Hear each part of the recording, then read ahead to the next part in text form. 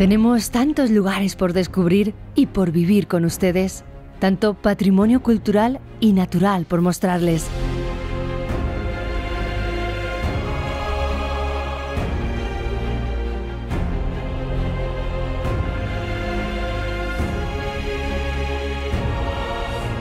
Paisajes, monumentos, tradiciones, gente de nuestra tierra.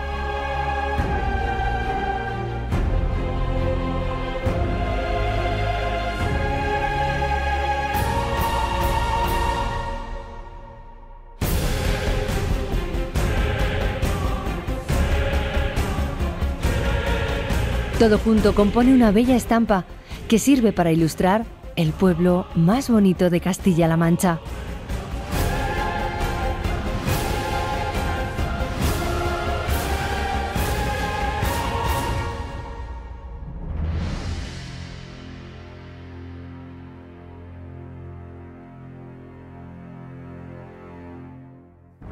Bienvenidos al pueblo más bonito de Castilla-La Mancha. La belleza de nuestra tierra sin duda es inmensa. Nuestros pueblos han ido asimilando lo mejor de las distintas civilizaciones que a lo largo de la historia han dejado su huella aquí. Un pozo histórico que además ha ido forjando el carácter de los castellano-manchegos y que nos deja una riqueza patrimonial inmejorable. Un patrimonio que hoy vamos a descubrir en pueblos como este, Consuegra, en el que nos encontramos, pero también de Lietor, de Alhambra, de Peralejos de las Truchas y de Mira. Nosotros se los presentamos, pero ustedes tienen la labor más importante, votar por su pueblo favorito, y lo pueden hacer a través de nuestro perfil de Facebook o de nuestra página web cmmedia.es.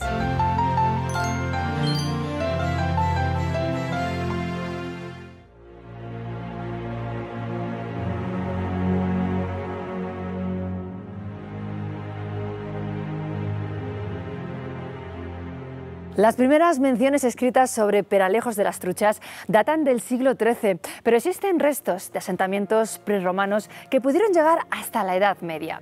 Lo cierto es que este pueblo de Guadalajara siempre ha estado muy vinculado al señorío de Molina. Aquí se asentaron familias importantes como los Sarauz, que venían de las Vascongadas. Aquí en esta Plaza Mayor está su vivienda, este edificio del siglo XVIII que responde muy bien a la arquitectura popular.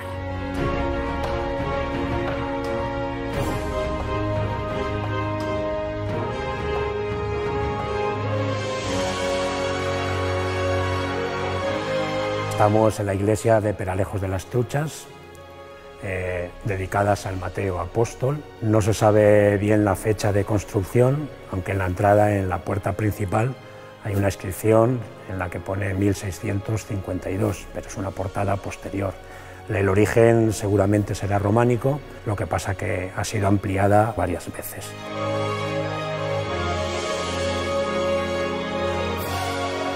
Los retablos son básicamente barrocos, sobre todo el principal, donde aparece San Mateo en el centro, en lo más alto, San Pablo y San Pedro.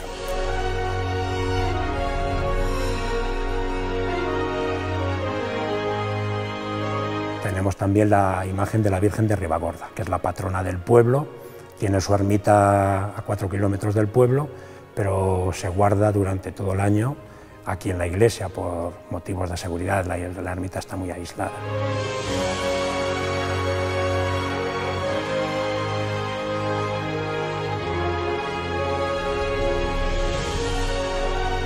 Bueno, a ver, nos encontramos en la ermita de la Virgen de Ribagorda.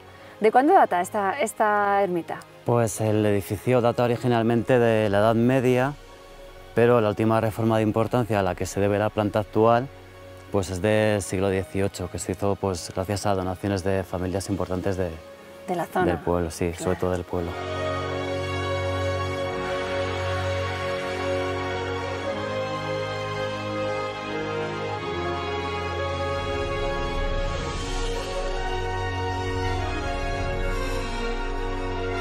¿Hay alguna leyenda en torno a este lugar? Hay una leyenda de la aparición de la Virgen, ¿Sí? Y de su ubicación. Unos kilómetros más abajo está la Cueva de la Misa, o de Ruy Gómez, tiene dos nombres. Entonces unos pastores pues, se metieron en la cueva y encontraron unas reliquias, cogieron las reliquias de la Virgen y pretendieron llevarla al pueblo. y cuando iban llevándolo al pueblo de procesión, cuando pasaban por este lugar se les quedaron los pies clavados y entonces interpretaron que era un signo de que tenían que hacer aquí la construcción. En el porche, es un porche que se hacía para proteger las entradas de las iglesias, ¿no? La entrada principal, al igual que en la ermita de Ribagorda, porque son del mismo estilo, de la misma época, además hecho con piedra tobiza, es característico también de aquí de la zona, porque es una piedra ligera y fácil de trabajar y de construir con ella.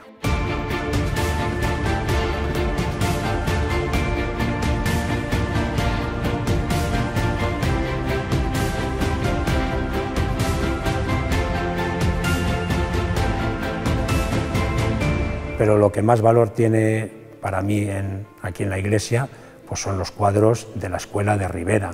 Se le atribuyen a Miguel March, del siglo XVII, el tenebrismo. Es un apostolado en el que falta uno de los apóstoles, San Andrés. Son 12 cuadros porque también aparece Jesús, el Salvador del mundo. No se sabe por qué falta, pues en la historia tampoco se sabe cómo han podido llegar estos cuadros con este valor aquí. Hay distintas opiniones, distintas teorías, pues a través de alguna donación. Aquí había familias nobles pues que para ganar alguna indulgencia o algún privilegio en la iglesia pues donaban arte. Yo tengo una teoría particular que es aquí estuvo la Junta de Defensa de Madrid en la época de los franceses, huyendo de Madrid de los franceses, y llevaban pues un montón de material, pues en alguna de esas ocasiones, pues que algo de material o en agradecimiento se quedaron aquí estos cuadros.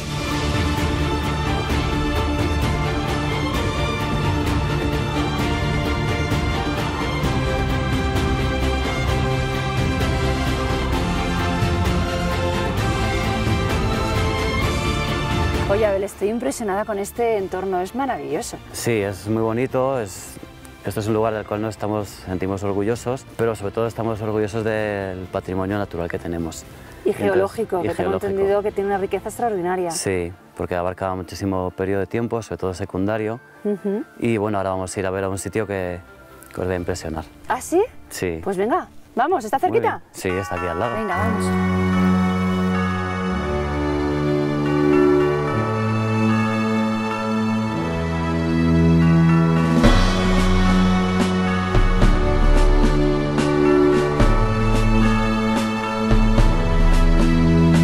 Pues tenías razón, Abel, es un lugar fantástico. Aquí hace unos 80 millones de años o así, todo esto estaba cubierto por el mar.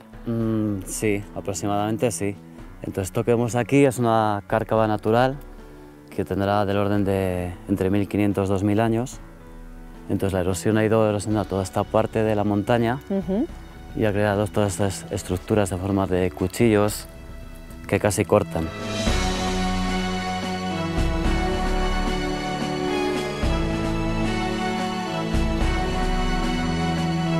Esto básicamente lo que ocurrió es los terrenos jurásicos de ahí, que son calizos, que se nota la diferencia. Sí, en vegetación sobre todo, emergieron y hubo erosión. Entonces, poco después, a comienzos del periodo Cretácico, empezó a hundirse de nuevo.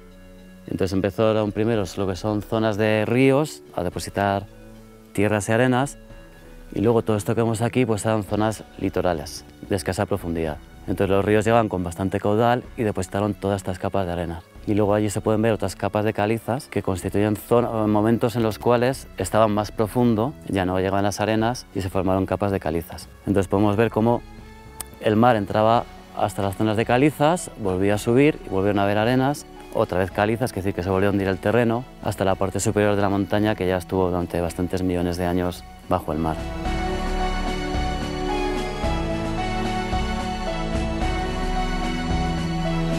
¿Y esta roca que hemos encontrado, Abel? Pues esta roca es una calcita.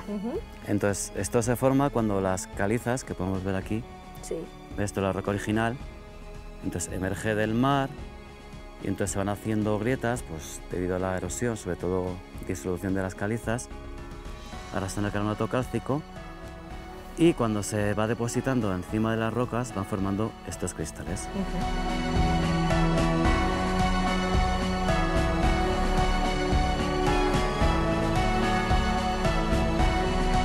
Empecé a pintar pues un poco por azar. Empecé a hacer un curso de decoración de mueble en Madrid junto a mi hermana y a partir de ahí, bueno, pues hice unas cajitas, decoré unas cajitas y se vendieron muy bien en la tienda de aquí del pueblo de Peralejos. Y luego se me ocurrió pues que se podía pintar en otros materiales y por qué no aprovechar los que había en este entorno. Me di cuenta de que le podía sacar muchísimo partido a una piedra utilizando el relieve. Podía ser una tontería, pero no lo fue. Tuvo muchísimo éxito. Y entonces empecé a hacer paisajes en piedra. Inspirado en el Alto Tajo, casi todos los paisajes que pinto son inspirados en el Alto Tajo. Podéis ver en este cuadro cómo aprovecho el relieve de la piedra. Voy jugando un poquito con el relieve que me va marcando la pieza.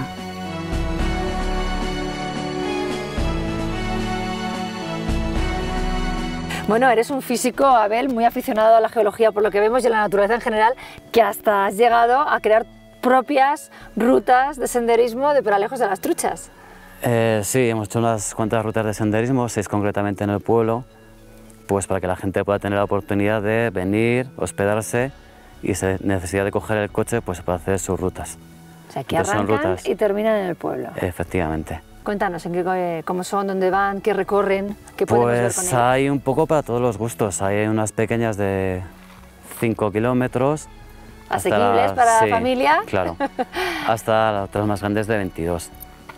Entonces están un poco las más pequeñas, digamos que son las que más pueden mostrar, pero están hechas intentando recuperar caminos antiguos de la zona y que pasen por la mayor cantidad de paisajes, de zonas diversas, pues ya sean cortados calizos, zonas de bosque, como tenemos aquí de pinares autóctonos, claro, bueno, claro. Todo el mundo piensa que los pinares son de fuera, ¿no?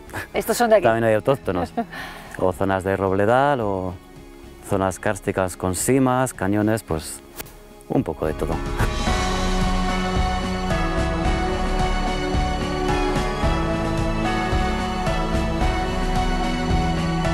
Peralejos para mí ha sido siempre, yo desde chiquitina, mi madre es de Peralejos, mi padre es madrileño y yo, bueno, yo desde chiquitina es que era mi pasión, o sea, era increíble. Yo en cuanto tenía 2 días o un ratito me venía a Peralejos. Hice muchísimos amigos, el entorno me empezó a cautivar desde que era muy pequeña. E incluso yo solita pues me encantaba bajar al río, me inspira muchísimo, me hace sentir bien, es completamente diferente a lo que yo vivía en la ciudad. Y bueno, y tiene un encanto, todo el que viene lo dice, o sea, no lo digo yo, y engancha muchísimo a la gente. Mucho porcentaje de gente de la que vive aquí vive del turismo. Hay muchísimos rincones especiales en Peralejos y para todo el mundo, bueno, sí. Y en el río hay zonas encantadoras.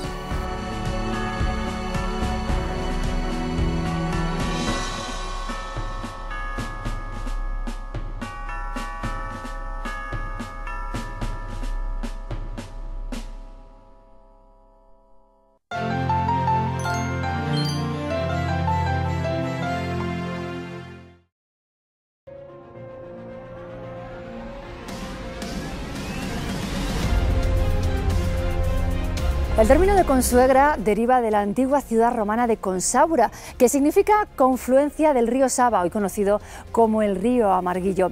Y ese legado romano aflora hoy en día en las ruinas de una enorme presa hidráulica construida hace más de 2000 años y en los restos arqueológicos que hoy en día siguen apareciendo a los pies de este castillo, en cuyas murallas y torreones aún resuenan los ecos de antiguas batallas.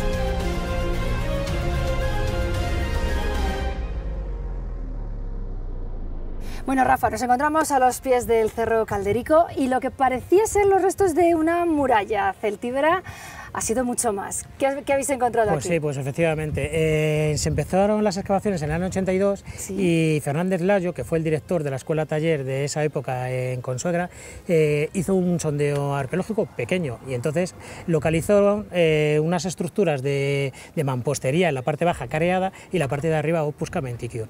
Entonces él, con esos pequeños datos que tenía, efectivamente planteó que podía ser parte de la muralla del Oppidum carpetano del Cerro Calderico. Que fue el origen de Consuegra. Efectivamente, el origen de Consuegra.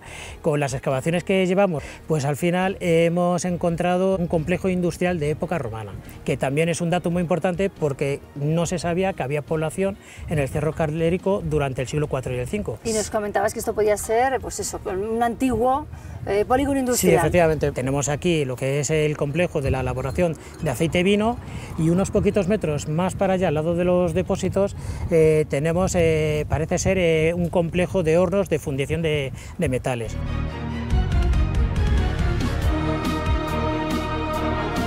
Está claro que en Consuegra huella romana no falta, porque además tenéis una presa importantísima. La presa romana está a unos 4 o 5 kilómetros en dirección hacia el sureste, camino a Urda, y bueno, es un muro, si no lo conocéis, merece la pena ir a verlo porque es un muro de casi 700 metros de longitud. En las zonas más altas conserva 4 o 5 metros de altura y es única tanto en la península ibérica como en toda Europa. De hecho, la mayoría de los estudiosos la consideran como la presa romana más larga del occidente del imperio y de parte del norte de África. Está declarada bien de interés cultural desde el año 92 y ahora sí se quiere ponerla en valor y que la conozca todo el mundo. Y entonces sí estamos haciendo estudios arqueológicos pues para conocerla un poquito más, saber su funcionalidad, la cronología, que todavía sigue siendo un misterio. Y a mí me ha llamado mucho la atención saber que tienes una arqueóloga jovencísima. Hola Isabel. Hola. ¿Qué tal? Bien. Bueno, cuéntame cómo has llegado a este mundo. Pues la verdad es que mi hermano me implicó en esto, me invitó a subir. Y también el profesor Juan Palencia también me invita a subir aquí. Bueno, ¿y qué has encontrado que te haya llamado la atención? Pues encontré una sala de ánfora, ollas de botellas, mucha cerámica, tejas, huesos, un montón de cosas. Oye, ¿y con todos estos hallazgos has encontrado aquí tu vocación? Sí. ¿Sí? Que sí, me A gusta mucho. lo mejor tenemos aquí una futura arqueóloga. Puede ser que sí. Muchas piezas del rico pasado romano de Consuegra que afloran en las sucesivas excavaciones arqueológicas pueden apreciarse en todo su esplendor en el Museo Municipal, que recorre la historia del pueblo desde el Neolítico hasta el siglo XIX. Consuegra es un auténtico yacimiento arqueológico. Todas las piezas que nos encontramos aquí han estado debajo de nuestros pies, debajo de nuestras casas, nuestras calles, es decir, Consuegra de alguna forma mantiene su historia viva a través de este museo. Aquí nos vamos a encontrar piezas muy curiosas, desde casi finales de la Edad del Hierro hasta nuestros días. Y la propuesta innovadora del museo es no un típico museo cronológico, como os comento desde la Edad del Hierro hasta la actualidad, sino un museo cuyas vitrinas son de alguna forma cosas intrínsecas del ser humano, la religión, la cultura, el poder, la vida cotidiana.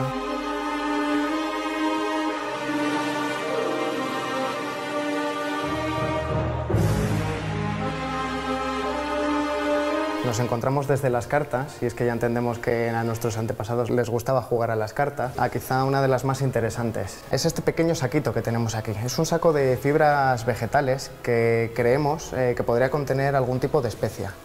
Es muy probable que pueda contener azafrán. Todo esto nos da una relación directa de la tradición que ha tenido y la importancia que ha tenido esta especia para esta región.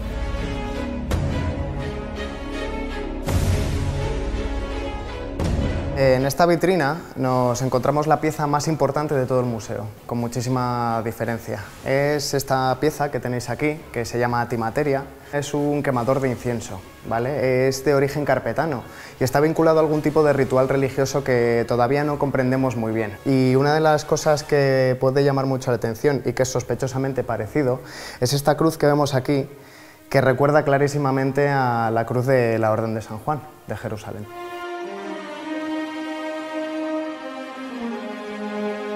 El calzado apareció en el castillo, en uno de sus vertederos.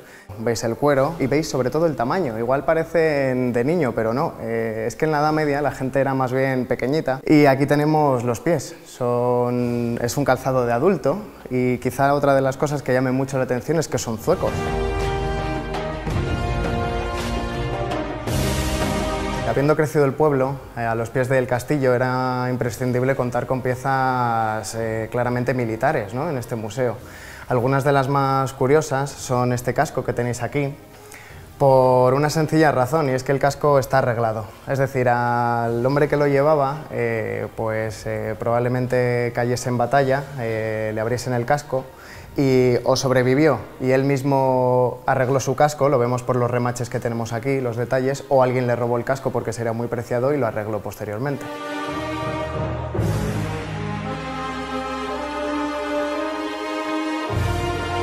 Hola Ángeles, ¿qué tal estás? Marilo? Un saludo. Bueno, veo que disfrutando de estas maravillosas vistas, increíble. Vamos a ver, estamos en uno de los enclaves monumentales más fotografiados de La Mancha y por extensión de toda la península ibérica. No me extrañas. Todo un privilegio. Estamos en el Cerro Calderico, donde Correcto. nació Consábura. Los orígenes de Consábura, el poblado prerromano anterior al municipio de Consábura, se sitúa aquí, en el Cerro Calderico, y en concreto nos encontramos en el castillo de Consuegra. Es imponente y estoy deseando conocerlo. ¿Pasamos? Vamos para adentro.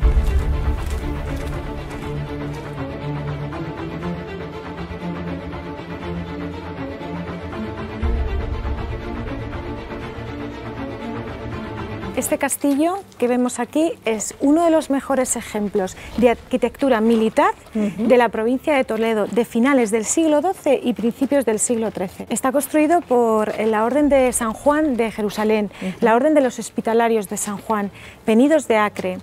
En concreto, la fecha que barajamos como inicio de su construcción es el 1183, porque fue el momento en el que Alfonso VIII y la reina Leonor de Aquitania donaron el castillo de Consuegra o la fortaleza anterior que aquí existía a la Orden de San Juan de Jerusalén para su defensa y para su administración y repoblamiento posterior.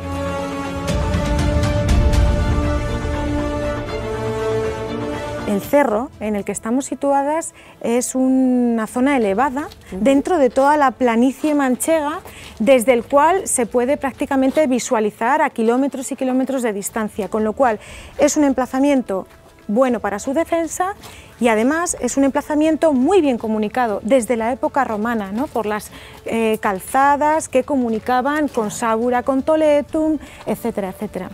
Eso en un momento de tranquilidad, pero me imagino que esta fortaleza habrá pasado por muchas manos. Sí, el devenir de esta fortaleza, su historia está vinculada y discurre en paralelo a la historia de sus batallas.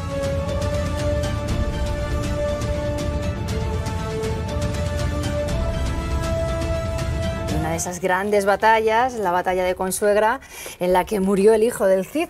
Un hecho que recordáis cada año con un importante evento.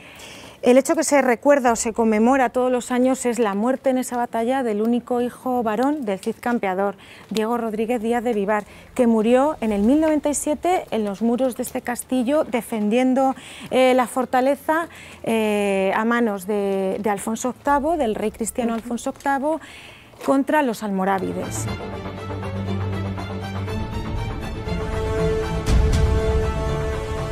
Bueno, Ángeles, quien venga a disfrutar de este maravilloso castillo, que sepa que el exterior está prácticamente como estuvo en su origen. Sí, es un castillo que, por ejemplo, estos muros con este recubrimiento de escorias de hierro son originales, era una técnica constructiva defensiva, y estamos frente a la torre del homenaje, el torreón principal. Lo coronan dos escudos de armas de dos priores de la Orden de San Juan de Jerusalén, el de don Juan José de Austria, que además era infante de España, y el otro es el de don Fernando Álvarez de Toledo, que también fue prior de San Juan aquí en Consuegra y fue uno de nuestros priores más representativos, vinculado con la Casa de Alba, y digamos que muestran todo el poderío y toda la importancia administrativa que tuvo Consuegra como cabeza del priorato, cabeza administrativa de otras 14 villas del circundantes. Priorato de la Mancha, es importante. Correcto, del campo de San Juan en La Mancha.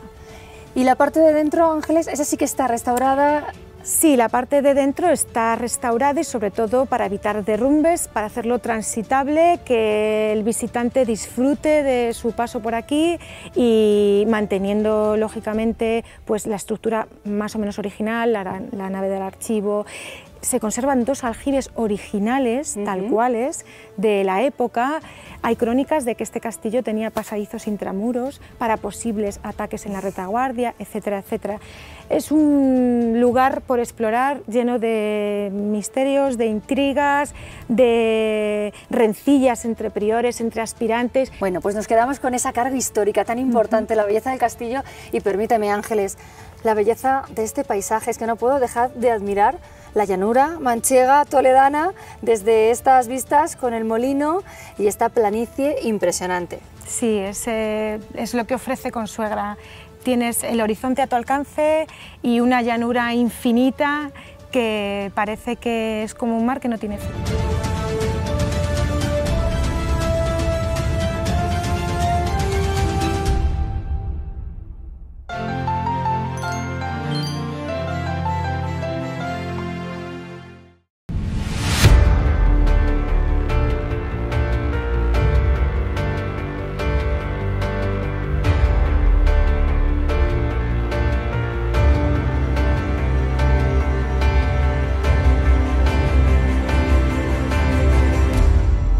Situado en la falda de una ladera, en la comarca de la Serranía Baja de Cuenca, el casco urbano de Mira lo componen bellas calles empinadas, con casas con balconadas de madera. También destaca la iglesia parroquial del siglo XVIII, con su torre del reloj, y coquetas plazas, como la del ayuntamiento del siglo XVII, con un soportal de columnas de madera y una fuente de cantería y un solo caño.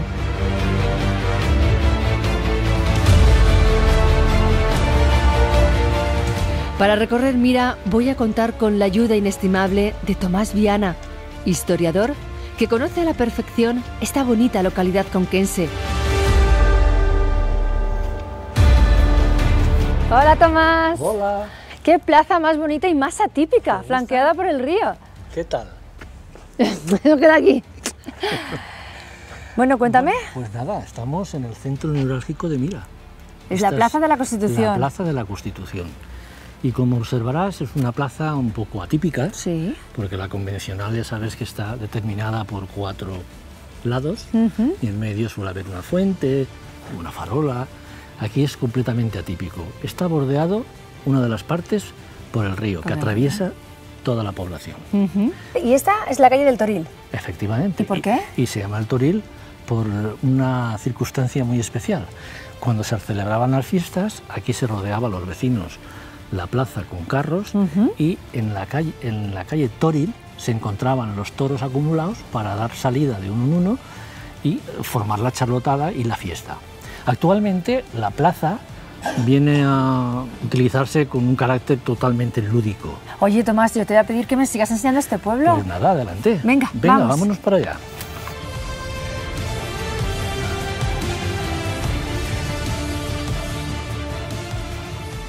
Las casas, habitualmente aquí fue una zona en la que existían muchos bosques. Hay mucha madera. Mucha madera, efectivamente. Claro. Entonces hay algunas balconadas en las que se aprecia perfectamente la utilización de esa madera. Y vamos a tener la oportunidad de verlo en la casa de Antón Martín. La casa de Antón Martín, que fue un ilustre de Mira, nació en el año 1500. Y fue el primer discípulo de San Juan de Dios. San Juan de Dios. La casa se conserva en perfectas condiciones. ¿Ah, sí? Muy buenas condiciones. Aquí podemos ver la placa que nos recuerda que aquí nació Antón Martín, primer seguidor de San Juan de Dios y fiel continuador de su obra. Sí, muy bien. Y ya muy próximo ya a esta casa nos encontramos con la iglesia de Nuestra Señora de la Asunción. Pues vamos a verla. Vamos a verla.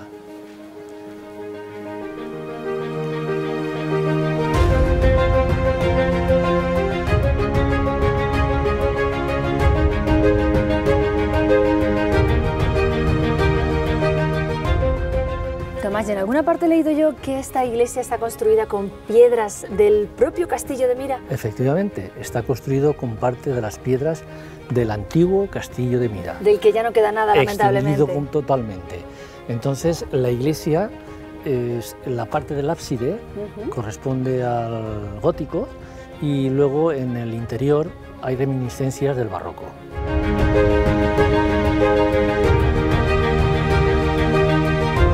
El reloj se quitó de aquí del campanario de la iglesia porque el reloj estaba estropeado, no funcionaba, llevaba 4 años o así más o menos que lo tenían parado, y a uno de los piostres tenía, me gustaría que a ver si podía sonar el reloj y tal que lo reparé, una piedra que tenía rota la arreglé yo, y después fue cuando ya se regaló el reloj actual que hay en la torre.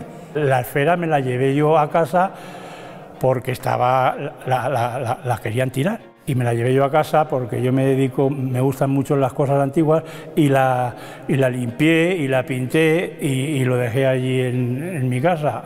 Ahora el cura me dijo que si la quería devolver otra vez a la iglesia, y sí, la he devuelto y ahí está. Aparte de esta iglesia, nos encontramos también una ermita a un kilómetro aproximadamente de la población, y esa iglesia data del siglo XV, finales del XV, principios del XVI, casi lo podemos enclavar en el siglo XVI. Bueno, pues vamos a seguir descubriéndola. Adelante.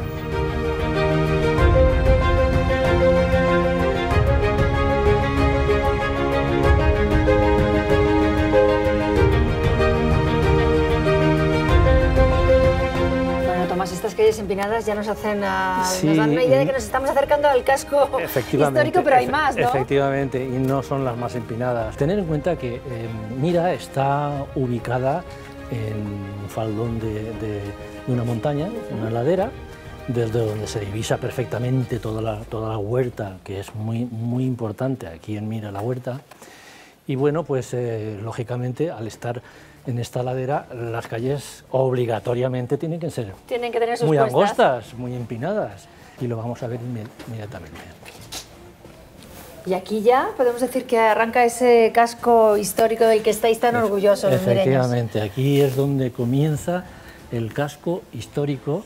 Fíjate qué calles, qué empinadas. Quizás la característica fundamental es que son muy estrechas. Sí.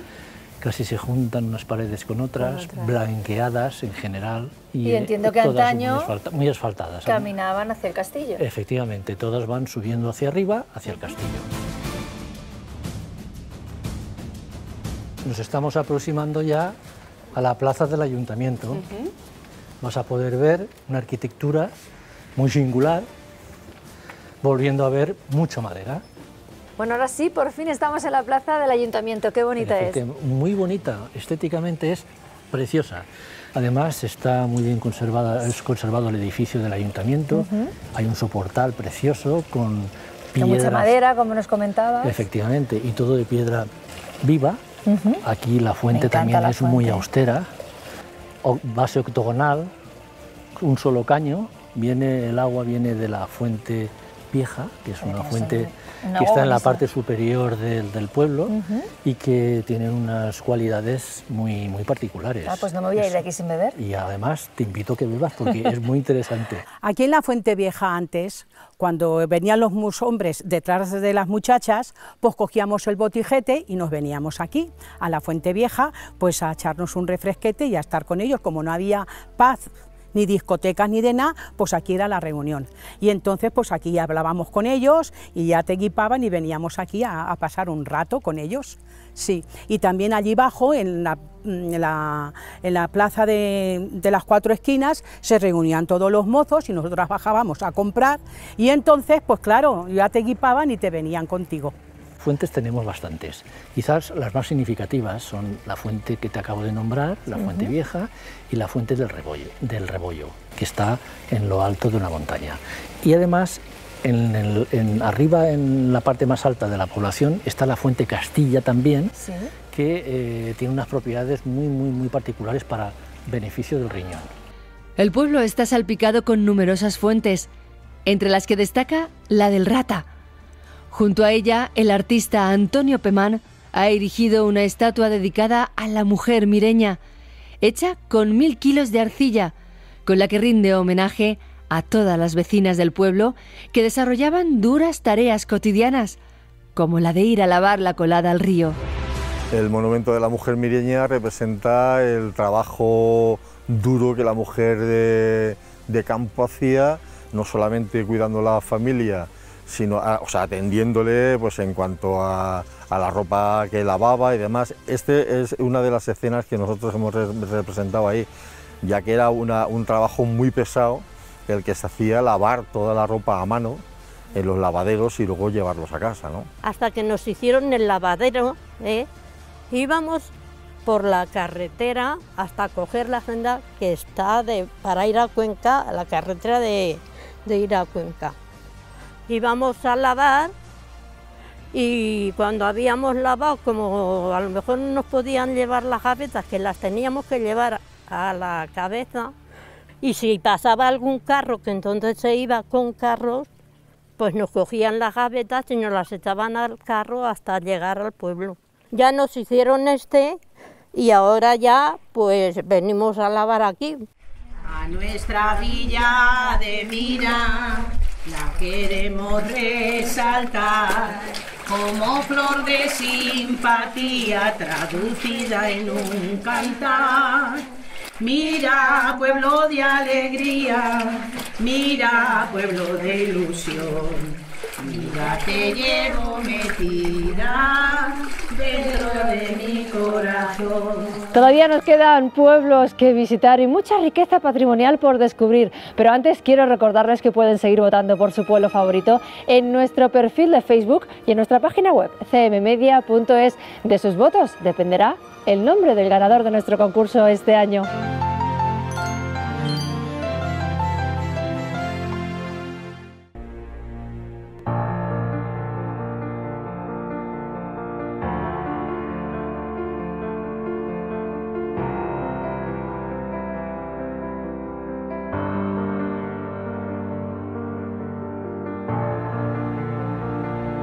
La cultura del agua está muy presente en Lietor, en este bello municipio de Albacete.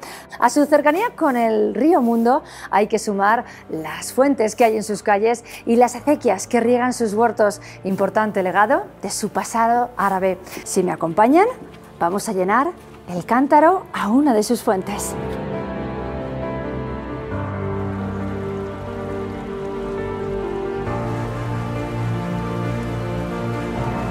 De momento aquí yo no sé si esto hay un mar o que tenemos un lago subterráneo, que gracias a Dios el agua no nos falta. Por donde pases hay agua.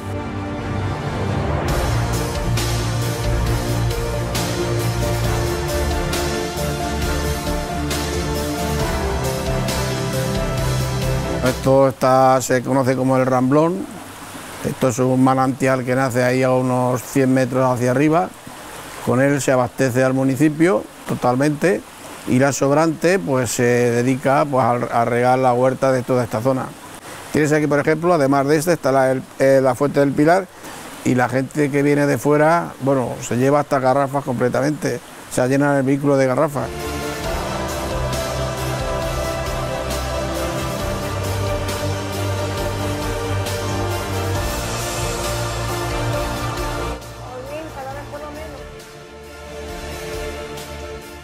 Señora, ¿quién es la última? Pues mira, ay no, pero si quieres, si eres nueva, te dejamos pasar. Déjale que pase, que es nueva. Venga, ahora lo lleno. Ahí te lo dejamos. Pero eso te da... A ti sola, ponte ahí. Venga, ponla ahí de canto. A ver, Alicia, vente para acá. Sabe.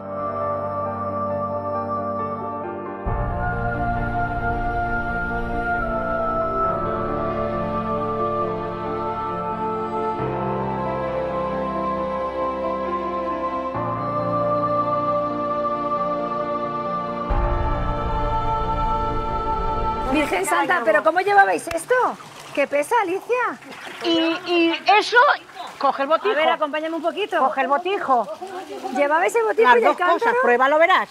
Madre mía. ¿Y ¿Qué? con esto que recorríais todo el pueblo? Desde las casas hasta aquí. El que vivía allí arriba del todo y no había agua, pues tenía que bajar aquí. Oye, Alicia, ¿y desde pequeñita con de este siempre, peso? de siempre.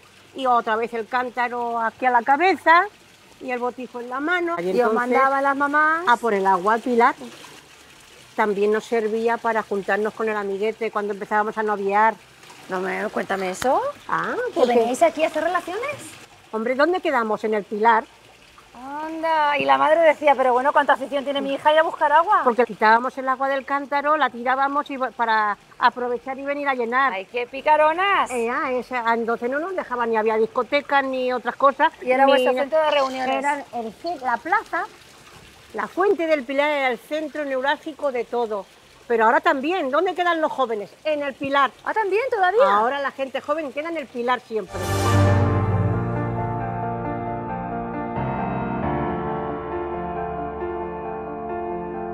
Más arriba, hay un poquito a unos 100 metros, hay otra fuente, se llama la Fuente de la Canaleja. Lo que pasa es que antes se usaba para beber también, pero cuando ya estaba el Pilar, pues solamente se usa para regadío. Pero es que la mitad de las casas aquí por ahí tienen sus pozos. Y luego si pasamos a donde está la Plaza de Toros, aparte del lavadero que tenemos aquí a la izquierda, hay otro lavadero allí que lo mismo, está saliendo el agua continuamente.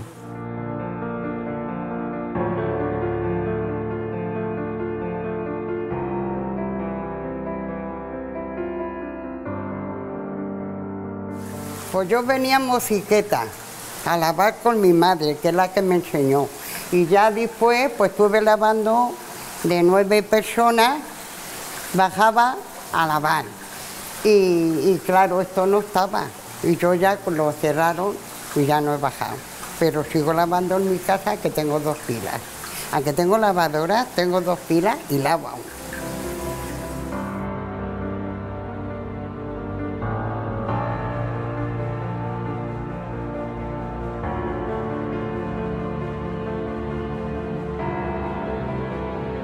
Estaban sus pilicas las 40, pero los palicos estaban blancos, las paredes estaban también, pues de ese que antiguo no, pues feo que estaba.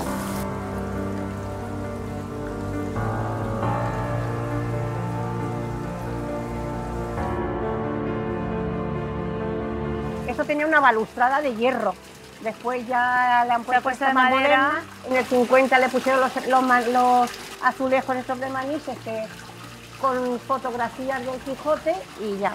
Oye, y hablando de embellecer, vais vestidas de forma muy tradicional, ¿no? Más o menos como se vestía entonces la gente aquí en Lieto.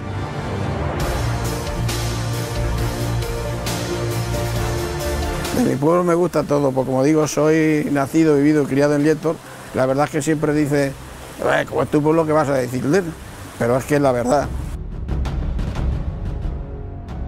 En un entorno de belleza singular, sobre un montículo que se levanta en el centro del valle, está la ermita dedicada a Santa Bárbara, protectora contra las tormentas.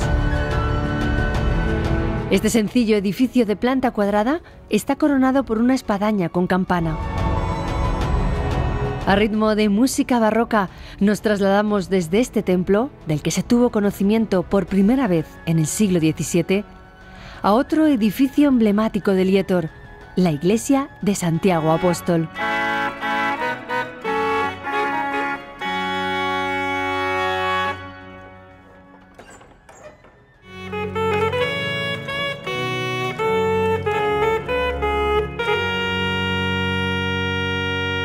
Este órgano lleva construido en Lietor desde 1787.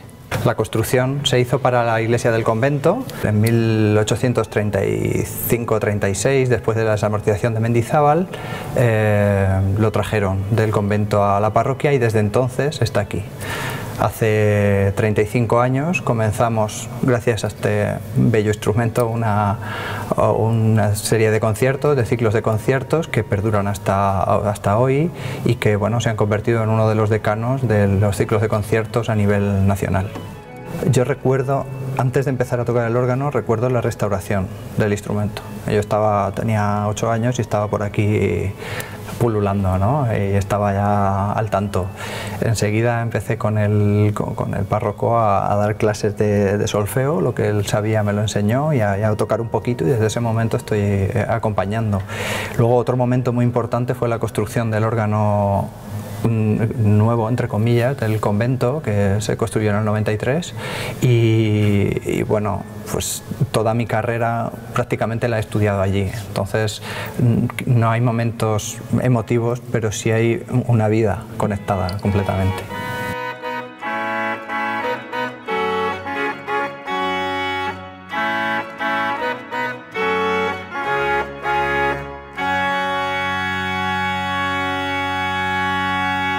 Esta es la iglesia parroquial de Santiago Apóstol de aquí de Lieto, y dentro hay una virgen que es la Virgen del Espino, que fue patrona de aquí de la villa, y su historia es la siguiente. Aquí en Lieto vivía un hombre que se llamaba Gil de Cantos y tenía una casa en Potiche, que es un paraje aquí a las afueras, y en esa casa tenía una culebra a la que llamaba Sancha, pero ese hombre cayó enfermo y tuvo que irse de su casa durante más de un año, y cuando volvió empezó a llamar a su culebra. Y salió de la cueva con intención de atacarle y se puso a rezar a la Virgen y se apareció encima del espino. Entonces la culebra se enrolló en el espino y reventó. Y el hombre, tras este suceso, prometió traer a la villa de Lieto una Virgen igual que la que se le había aparecido. La antigua imagen era de alabastro de siglo XV, pero se la llevaron, y la actual es de la década de los 50 de José Sánchez Lozano.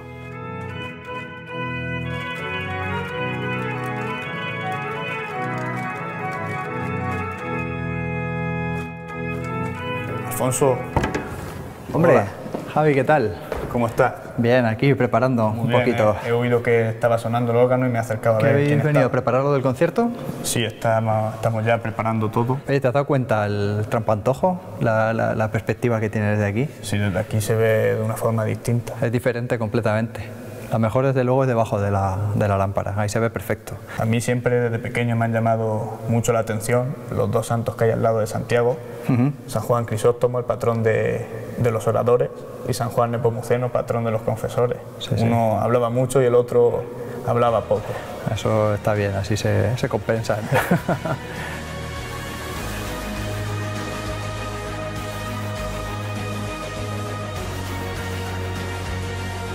¿Será Lietor el pueblo más bonito de Castilla-La Mancha?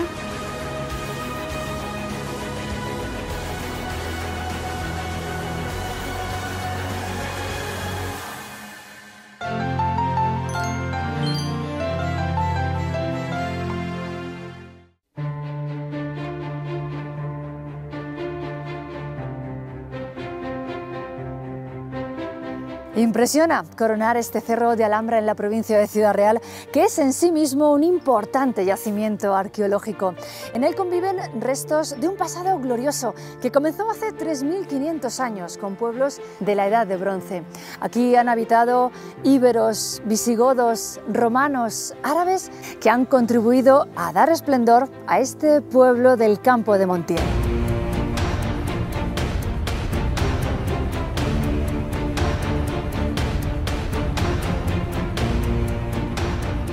Bueno, José Luis, estamos en la necrópolis de las Heras. ¿Cuántos enterramientos habéis hallado aquí?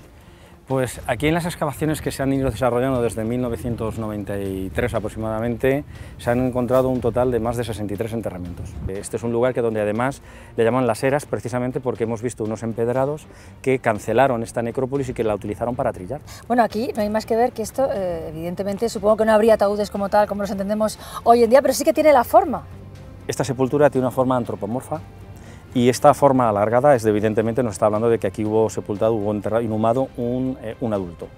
Este adulto está orientado hacia el este, con la cabeza mirando hacia el este, y aparecen todos de cúbito supino, que es decir, apareces todo pues como aparecemos hoy en día, como los vemos habitualmente, que nos enterramos o nos inhumamos en la tradición cristiana.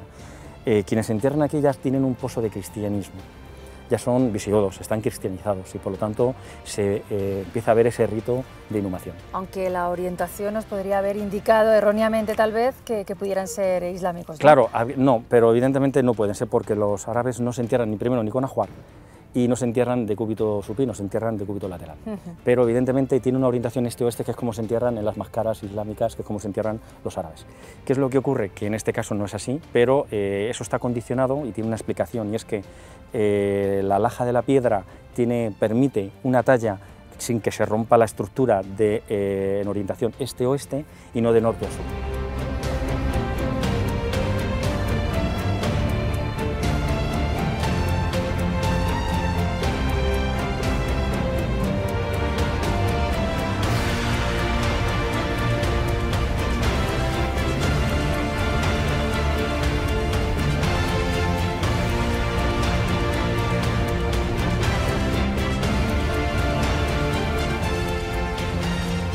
castillo de Alhambra es uno de los grandes interrogantes que tenemos en las fortalezas de la meseta sur, sobre todo del siempre complejo campo de Montiel en la Edad Media. Tradicionalmente se ha denominado a este castillo como el castillo Omeya.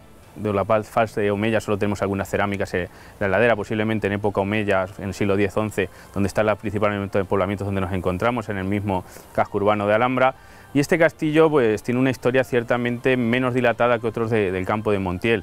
El castillo se debió construir en torno a 1250-1270, en una fase ya que la Orden de Santiago está mucho más asentada y está haciendo un proceso de reconstitución de todas estas tierras. Se construyen las sedes de encomiendas. Las encomiendas al fin y al cabo son una forma de organizar estos grandes territorios que se han conquistado muy rápido, y en el entorno tenemos pues el gran castillo de Montiel, el gran castillo de Santiago de Montizón y al final Alhambra. Alhambra es un castillo ciertamente atípico, muy pequeñito para lo que son los castillos de la Orden de Santiago, que tienen gran cantidad de recursos, pero tiene una función que le hace ser pequeñito, pero le hace ser muy importante históricamente, porque por aquí vamos a controlar los grandes pasos de ganado que van desde la zona de Sierra Morena hacia el norte, hacia las cañadas conquenses, y comunican todos los territorios de la Orden de Santiago.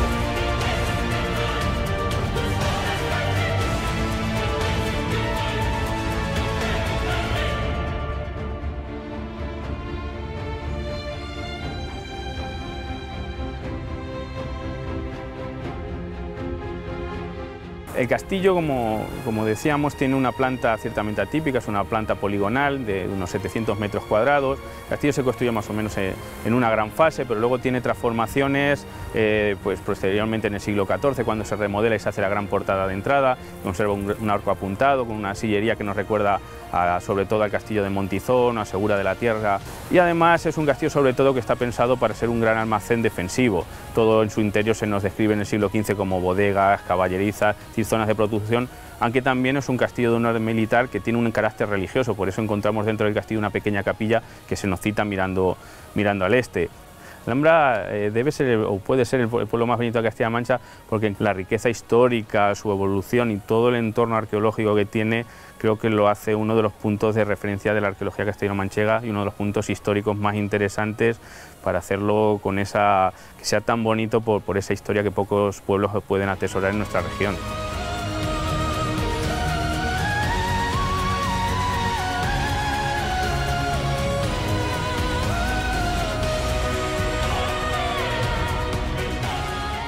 Bueno, José Luis, aquí tenemos todos los elementos que han ido apareciendo, ¿no?, en el vertedero. Efectivamente, aquí tenemos una pequeña muestra y una pequeña parte. ¿Pequeña? Sí, muy pequeña. Para todo lo que hay. Son más de 18.000 fragmentos los que han aparecido en tan solo 15 días de excavación. En 15 días.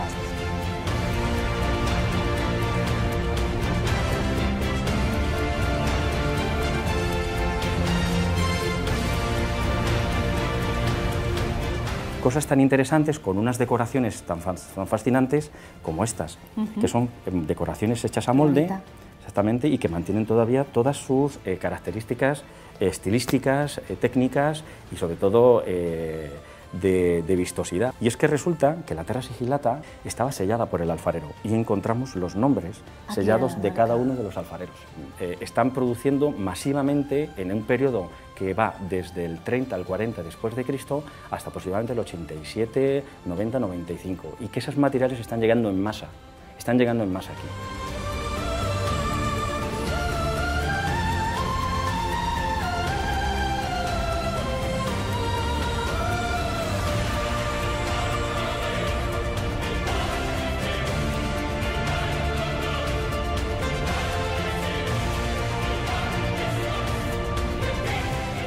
En este mismo yacimiento hemos podido hallar, esta ya no te la puedo dejar, hemos podido hallar una fíbula muy especial. Esta fíbula es un imperdible que utilizaban los legionarios, solo los legionarios, para agarrar su capa y su túnica, y esta es una fíbula del tipo omega, es una fíbula muy escasa y muy selecta de unos ambientes claramente romanos que no utilizaban otras personas que no fueran los legionarios. Y estos legionarios están establecidos aquí porque lo que están haciendo es controlando el territorio, controlando la población y controlando los recursos económicos. Roma no era tonta y Roma lo que le interesaban eran los recursos económicos. Es la única que hay en la provincia de Ciudad Real y esto es muy importante.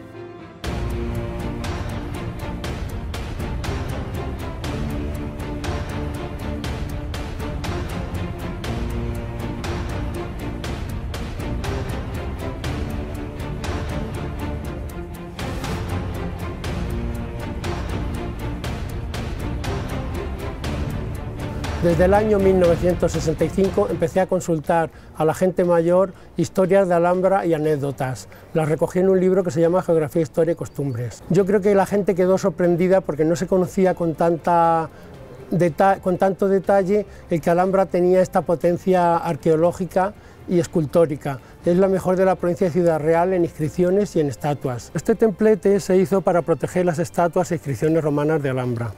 En tiempos pasados estuvieron en la puerta norte y en la puerta sur de la iglesia. Luego ya se trajeron aquí y se montaron. Es una recreación clásica con frontis y columnas y en ellos están 3 inscripciones que se han conservado aquí y 2 estatuas. Es posible que haya alguna estatua más porque en la excavación de la iglesia se halló una nariz de una estatua y no sabemos si corresponde a esta o no. Este templete y las estatuas que en él se recogen tiene la particularidad de que están varias inscripciones, una de ellas la de Licinia Macedónica, que es una sacerdotisa, la de Alia Cándida, que es su hija, y una de Publio Licinio Máximo.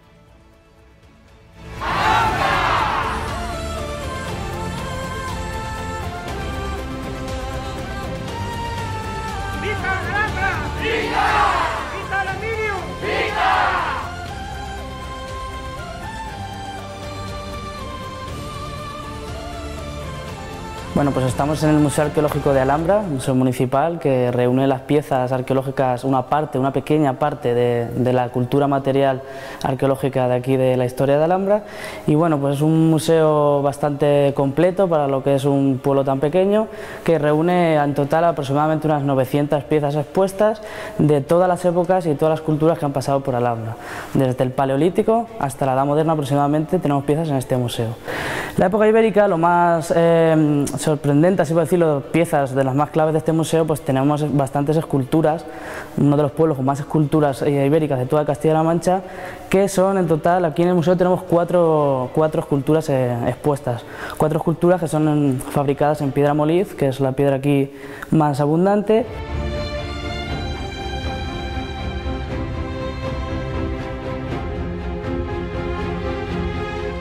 Y por supuesto en época romana, que es la época más gloriosa, así por decirlo, del pasado de Alhambra, que tenemos desde epígrafes, o sea, tenemos 3 epígrafes romanos, tenemos parte de la cultura material cerámica, tenemos una colección numismática de monedas bastante importante también, restos cerámicos, figuritas, tenemos utensilios de los cirujanos, etcétera.